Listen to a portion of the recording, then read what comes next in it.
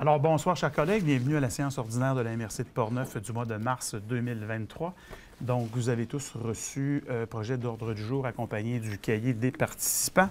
Donc, est-ce qu'il y avait des points à retirer à l'ordre du jour, Mme Frenette? À défaut, j'aurais besoin d'une proposition. Monsieur Bouillet. Donc, point numéro 2, au niveau de l'adoption du procès-verbal de la séance ordinaire du 15 février 2023. Procès-verbal qui vous a été transmis également avec les documents pertinents. Donc, vous avez eu la chance d'en prendre connaissance. Est-ce que vous aviez des commentaires, corrections? À défaut, j'aurais besoin d'une proposition pour entériner l'adoption du procès-verbal. Monsieur Ché, en fait, la proposition. Première période de questions, donc je constate qu'il n'y a personne dans la salle. Donc, au point numéro 4, au niveau de l'administration de la MRC de Portneuf, à 4.1, liste des déboursés du 1er au 28 février 2023. Donc, est-ce que vous auriez des commentaires, questions concernant certains des déboursés contenus dans le document? À défaut, j'aurais besoin d'une proposition pour entériner le tout. Monsieur Léveillé en fait la proposition. 4.2, rapport annuel sur la gestion contractuelle 2022. Donc, c'est une résolution qui pour prendre acte du dépôt. Donc, à chaque année, en fait, cette résolution est adoptée afin, évidemment, d'entériner les informations qui y sont contenues. Donc, j'aurais besoin d'une proposition pour entériner le dépôt de ce rapport. Madame Baillargeon a fait la proposition. 4.3, rapport annuel régional en sécurité incendie 2022. Donc, comme vous le savez, les municipalités, évidemment, ont procédé en amont à l'adoption de leurs rapports annuels respectifs afin de donner des instructions et des informations requises concernant le suivi qu'ils apportent au niveau du schéma de couverture de risque et la MRC de Portneuf, par la suite, adopte un rapport synthèse de l'ensemble des rapports qui sont adoptés par les municipalités afin que nous puissions y donner suite et de le faire parvenir à notre partenaire qui est le ministère de la Sécurité publique. Donc, ce soir, nous avons besoin d'une proposition pour entériner la résolution qui vise à adopter l'ensemble des rapports et les faire parvenir au MSP. Monsieur Duplain en fait la proposition. 4.4, remboursement des frais de défense dans un dossier du service de l'évaluation foncière. Donc, c'est une résolution qui vise à autoriser un remboursement de frais de dépenses qui ont été engagés dans le cadre d'une audition qui s'est tenue devant un tribunal compétent. Donc, le montant qui est recommandé à titre de remboursement est de 1 648,92 $. Donc, il sera versé à Mme Nancy Brassard qui a dû, évidemment, s'absenter de son travail pour accompagner les parties impliquées devant le tribunal. M. Franqueur, en fait, la proposition. Et à 4.5, demande de radiation au FLI-FLS. Ça fait suite aux discussions que Mme Godin nous a partagées lors du dernier comité de travail. En fait, il y a une radiation qui doit être entérinée concernant une somme de 13 413,16 sous concernant le Fonds local de solidarité et d'une somme, de 13 680,63 à recevoir dans le dossier 4138 et également confirmer une radiation au niveau du Fonds local d'investissement pour une somme de 28 091,09 sous dans le dossier 3003. Donc, si le tout vous convient, M. Bouillet en fait la proposition. Nous serions donc rendus au point numéro 5 qui concerne l'administration des territoires non organisés, donc à 5.1, règlement numéro 411, modifiant le règlement relatif aux dérogations mineures numéro 364 des territoires non organisés de la MRC de Portneuf afin de tenir compte des dernières modifications législatives. Adoption du règlement. M. Lessard, peut-être un petit point d'information avant de procéder à l'adoption du règlement? Oui, donc effectivement, c'est un règlement qui est issu des dispositions législatives là, liées au projet de loi 103. En fait, ça vise à soustraire de la possibilité d'accorder une dérogation mineure toute norme adoptée pour fins de protection environnementale, pour des fins de sécurité publique, de santé publique ou de bien-être général. Donc, il n'est plus possible d'accorder de dérogation mineure sur ces aspects-là suite à l'entrée en vigueur du projet de loi 67. Donc, le règlement qu'on vous propose vient établir ce principe-là et identifier toutes les dispositions dans les règlements de zonage et de lotissement qui ont été adoptés pour ces fins-là. Donc, on vient spécifier qu'ils sont soustraits de la possibilité d'octroyer une dérogation mineure. Et on précise aussi certains critères d'évaluation liés à l'octroi des dérogations mineures. Donc, si ça vous convient, on vous propose d'adopter ce soir le règlement qui vous a été déposé pour les TNO. Monsieur Bédard, en fait, la proposition. Merci, M. Lessard. 5.2, maintenant, le règlement relatif à la démolition d'immeubles des territoires non organisés de la MRC de Portneuf. Donc, un avis de motion et dépôt du projet de règlement, alors tel qu'il vous a été présenté par M. Lessard lors des derniers comités de travail.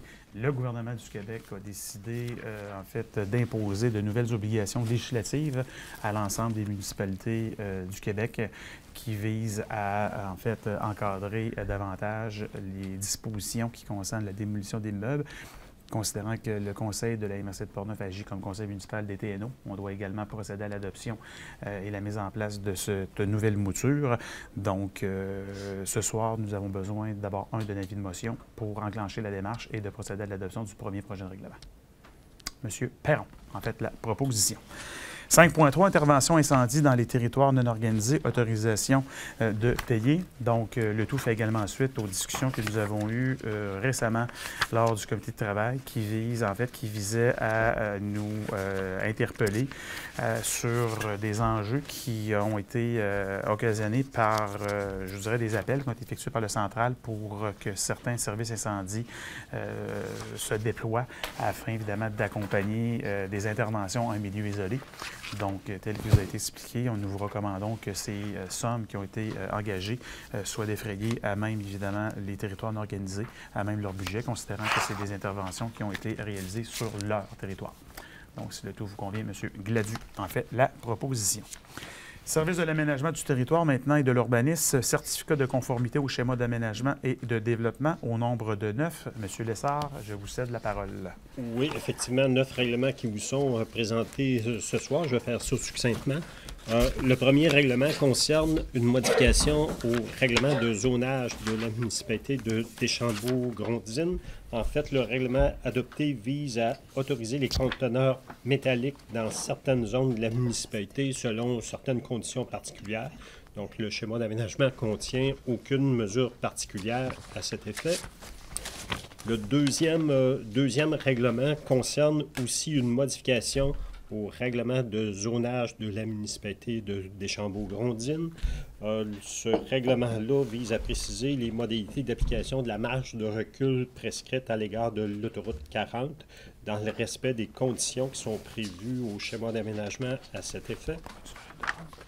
Troisième règlement concerne, encore une fois, une modification au règlement de zonage de la municipalité de Deschambault-Grondines. En fait, ce règlement-là vise à préciser les activités complémentaires à l'agriculture autorisées en zone agricole et le stationnement de roulottes sur le site d'une exploitation agricole. Donc, c'est un règlement qui a été adopté en concordance avec la modification qui avait été apportée au schéma d'aménagement l'an passé et selon les conditions qui sont prescrites aussi dans un règlement adopté par la CPTV. Le quatrième règlement concerne une modification au règlement de zonage de la municipalité de Rivière-à-Pierre.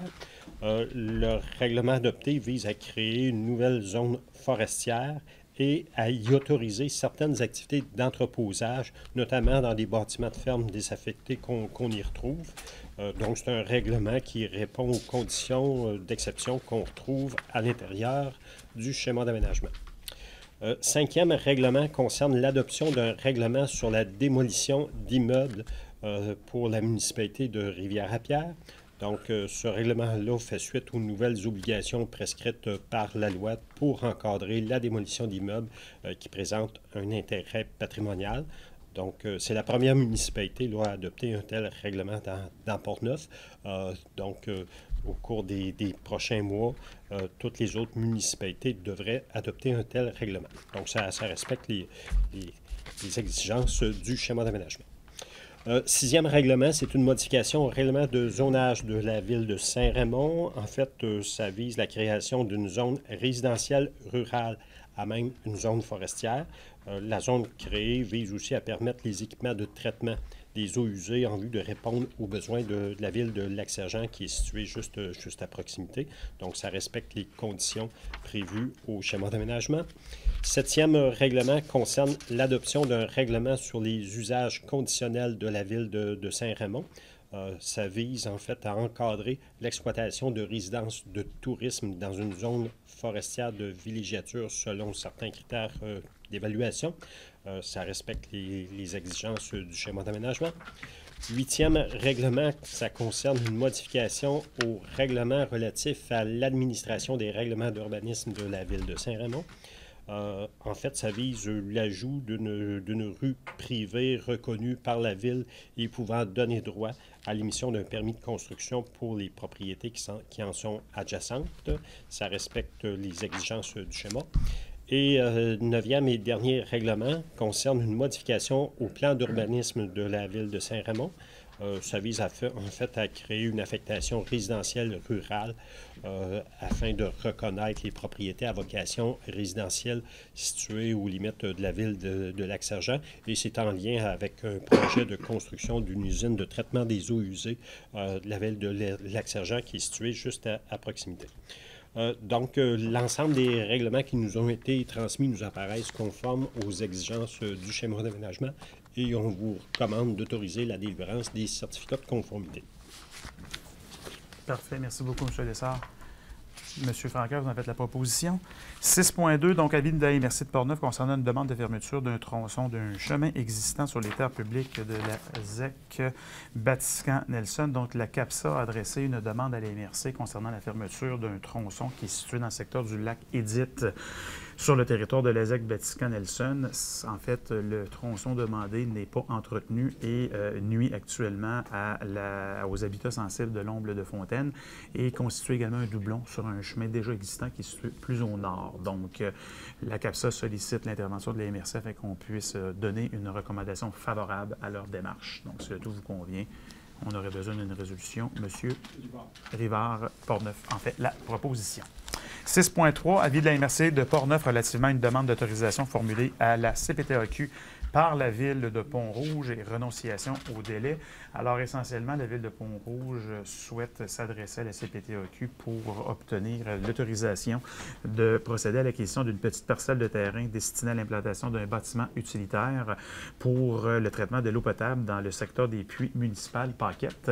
Et ils doivent évidemment obtenir les autorisations requises. Donc, la résolution vise essentiellement à en fait, approuver la démarche et à indiquer à la CPTAQ que le tout s'inscrit conformément aux dispositions de notre schéma d'aménagement. Et aussi à renoncer au délai prévu par la loi compte tenu de l'urgence des travaux. Ouais. Alors, si le tout vous convient, M. Vézina en fait la proposition. Point numéro 7, au niveau du service de l'évaluation foncière, aucun dossier. Donc, point numéro 8, service de développement économique, donc au fond de la région de la capitale nationale, FRCNN, donc un projet recommandé. Donc, les membres de la Commission de développement économique et social se sont rencontrés un peu plus tôt cette semaine et font la recommandation de verser une aide financière au montant de 100 000 $ pour l'acquisition des entreprises Albert Cloutier qui sont situées à Saint-Raymond, entreprises qui sont notamment spécialisées dans la fabrication et la confection de gants spécialisés. Donc, ils sont dans une transition avec la relève d'une entreprise afin, évidemment, de pouvoir assurer la continuité de leurs activités. M. Delisle en fait la proposition. 8.2, comité d'investissement commun, adoption du ou des projets recommandés, donc au nombre de 5. On parle donc du premier projet d'un montant de 10 000 $ à la Vallée du Pas-du-Nord pour le soutien à l'entrepreneuriat collectif. Au niveau également de second dossier à la ferme Toudou pour un montant de 2 500 $ également pour un soutien aux entreprises pour des projets d'expansion. Également, toujours dans le FSE, donc à Mme Chantal Ouellette faisant affaire sous la dénomination sociale Centre Minceur Lilydale, 1 750 $ pour un soutien aux entreprises en matière de technologie de l'information. À l'entreprise Boutique Point de Vue, 7 500 $ et pour également un soutien au projet pour des projets d'expansion. Et toujours dans la même lignée, à l'érablière FRB, un montant de 15 000 $ pour un soutien aux entreprises également pour des projets d'expansion. Donc, si le tout vous convient, M. Gladu, en fait, la proposition. 8.3, politique de soutien au projet de restauration patrimoniale, donc modification de l'article 6.2 concernant les dépenses admissibles. Donc, comme vous le savez, le tout fait suite à des demandes qui nous ont été transmises par le gouvernement afin qu'on puisse apporter certaines précisions dans la politique pour adopter une meilleure interprétation sur le traitement de certains dossiers. Donc, si le tout vous convient, nous aurions besoin d'une proposition pour entériner cette recommandation. Donc, M. Bouillet, en fait, la proposition. Point numéro 9, maintenant au niveau des dossiers régionaux, à 9.1, règlement édictant le plan de gestion des matières résiduelles 2023-2030 de la MRC de Portneuf. Donc, avis de motion et dépôt du projet de règlement. Donc, comme vous le savez, en fait, le gouvernement a adopté et recommandé notre PGMR et nous sommes à l'étape maintenant là, de l'entériner et de l'adopter de manière officielle afin que celui-ci, évidemment, puisse être entériné par l'ensemble des municipalités et puisse être adopté pour nous régir pour les 7 prochaines années. Donc, M. Perron, en fait, la proposition. 9.2, municipalité de Saint-Uribe demande d'appui pour l'obtention d'une super signalisation. Donc, vous êtes tous informés que la municipalité de Saint-Uribe souhaite accueillir de nombreux visiteurs et visiteuses au cours des prochaines semaines et souhaite briller avec une exposition de Riopelle et est attractif. Et pour améliorer, je vous dirais, l'expérience visiteur et s'assurer que les gens arrivent à destination, la municipalité de Saint-Uribe aimerait que puisse être ajoutée sur les panneaux de signalisation en bordure de l'autoroute 40, la mention ville ou village de Saint-Uribe. Donc, la résolution vise à appuyer les démarches initiées par notre collègue M. Delisle et les membres de son conseil vis-à-vis le MTQ. Alors, Mme Ouellette en fait la proposition. 9.3, le seau d'eau demande de participation financière, donc une activité qui aura lieu cet été à Saint-Raymond, une première, donc qui vise essentiellement à encadrer une compétition en fait de saut avec des chiens. Alors l'activité devrait en fait se dérouler entre les 23 et 25 juin et sur recommandation, en fait, le Conseil des maires recommande de verser une commandite de 250 $. Donc si le tout vous convient, nous aurions besoin d'une résolution pour entériner cette suggestion. Monsieur Gladu. 9.4, table de concertation des aînés de Portneuf, demande de participation financière. Donc, comme vous le savez, lors du comité des priorités, les différents organismes viennent nous présenter leurs demandes et au niveau du budget 2023, une somme de 12 000 $ a été réservée pour la table de concertation des aînés. Donc, ce soir, la résolution vise à entériner la décision qui a déjà été prise à l'intérieur de notre budget. Monsieur Rivard, en fait, la proposition. 9.5, Centre Femmes de Portneuf demande de participation financière pour un événement de la Journée internationale du droit des femmes. Donc, un événement qui aura lieu, je crois, à Saint-Basile. Non, c'est celui de Donnacona, parce que Saint-Basile a également une activité dédiée à ce sujet. Donc, le montant de la participation financière qui vous est proposé est de 250 $. Donc, si le tout vous convient, M. Vézina, en fait, la proposition. Et 9.6, projet Impact, demande de participation financière. On parle d'un montant, en fait, de 5 910 $. Donc, c'est la suite au niveau de l'initiative qui a été effectuée par un agent de la Sûreté du Québec, Jean-François Ouellette, qui, l'an passé, s'est adressé aux élèves, étudiantes et étudiants de l'École secondaire Saint-Marc, afin de leur faire une démonstration sur les conséquences et risques associés à la consommation d'alcool et de cannabis à l'occasion d'un bal de finissant. L'expérience a été non seulement enrichissante, m'a permis évidemment d'ouvrir les yeux et les oreilles à plusieurs de nos jeunes afin de les sensibiliser sur les risques qui sont associés avec, la combinaison consommation et usage d'un automobile. Et fort de cette première expérience, l'équipe de la Sûreté du Québec souhaite reconduire cette présentation à l'école secondaire de Saint-Raymond et de Donnacona. Donc, si du tout vous convient, la MRC accompagnerait de manière financière cette belle initiative des gens de la Sûreté du Québec. Monsieur Leclerc, en fait, la proposition. Nous serions donc rendus au point numéro 10 au niveau des rapports des comités et commissions. Donc, Commission de l'aménagement et du développement du territoire. Non. Aucune rencontre. Commission du développement social et économique. Nous nous sommes rencontrés plus tôt cette semaine pour les points qui ont fait l'objet de résolution ce soir. Commission de l'environnement, M. Bédard. Commission de l'administration, il n'y a pas eu de rencontre. Comité de sécurité publique, une rencontre a eu lieu il y a quelques semaines pour faire le point sur certains sujets. La bonne nouvelle, nous avons eu la confirmation que nous avons nous aurons toujours 4 cadets qui sont sur notre territoire pour l'année 2023. Et les membres, évidemment, de la Sûreté du Québec poursuivent leurs efforts afin d'améliorer et d'augmenter le nombre d'effectifs sur notre territoire. Donc, nous avons une excellente collaboration à leur niveau. Comité de sécurité incendie, nous nous sommes réunis ce matin dans le cadre des derniers préparatifs du forum régional qui se tiendra le 31 mars prochain à Saint-Raymond. Je profite de l'occasion pour vous réitérer l'invitation et surtout que vous puissiez procéder à votre inscription. Je sais que la presque totalité d'entre vous ont déjà confirmé être présents, sauf qu'il y a quelques-uns d'entre vous qui n'avaient pas confirmé avec le bouton confirmation, donc au niveau du formulaire. C'est important pour notre équipe de le savoir parce qu'il y a quand même une logistique à coordonner. Alors, prenez la chance. Madame Danjou vous a retourné un courriel cet après-midi.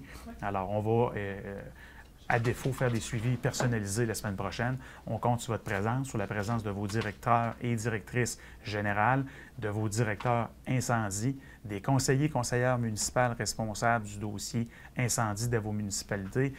Je ne veux pas évidemment vous vendre les punchs, mais on va avoir une journée qui va être, je pense, honnêtement enrichissante, qui va être très pédagogique pour plusieurs d'entre nous, d'entre vous. On n'a pas plus tard que ce matin, on a continué à apprendre des choses sur des orientations, des discussions qu'on souhaite partager avec vous. Et on souhaite avoir, une approche tripartite. On a le politique. On a chacun notre vision de la gestion incendie. Il y a la direction incendie qui vont être là. Donc, l'opérationnel, c'est eux autres qui le font. Mais il y a également la direction générale. Comment nos DG doivent nous accompagner dans une gestion de crise, et pas juste en incendie, en sécurité civile. Alors, et on se rend compte que des fois, c'est bien beau d'avoir un plan de mesure d'urgence qui est adopté, mais une fois qu'on en a besoin, c'est là qu'on a besoin d'avoir des rappels amicaux, de dire qui fait quoi, quand, comment. Alors, on a eu une super de belle discussion ce matin sur une mise à niveau. Alors, on a bien hâte de vous partager, je vous dirais, notre coffre à outils. On est convaincus qu'on va avoir une réception auditive parfaite de votre part et les gens du ministère de la Sécurité publique vont être présents. Alors, on trouvait important, évidemment, qu'ils puissent dire le même message, que tout le monde entende la même chose en même temps, pas juste au maire, aux mairesses, mais aux directeurs, directrices incendie, directeurs, directrices générales, conseillers, conseillères. On va tous avoir le même discours et les gens de la Sûreté du Québec vont être présents, les paramédics. Alors, toute la cellule de crise vont être au rendez-vous pour une super belle journée qui aura lieu à Saint-Raymond. Et la fin de la journée, pour ceux et celles qui seront intéressés, on aura le privilège d'aller visiter la nouvelle caserne de la ville de Saint-Raymond avec les nouvelles installations. Donc, c'est une journée à ne pas manquer. Transport régional? La semaine prochaine. Régie régionale, gestion de matières résiduelles, le dossier qui suit son cours, et Forum des élus de la capitale nationale. Nous travaillons sur une prochaine rencontre avec les différents partenaires, donc on devrait être capable de vous tenir informés d'ici le mois de juin à cet égard. Donc, ça nous amène au point numéro 11 au niveau des affaires nouvelles, intervention des représentants.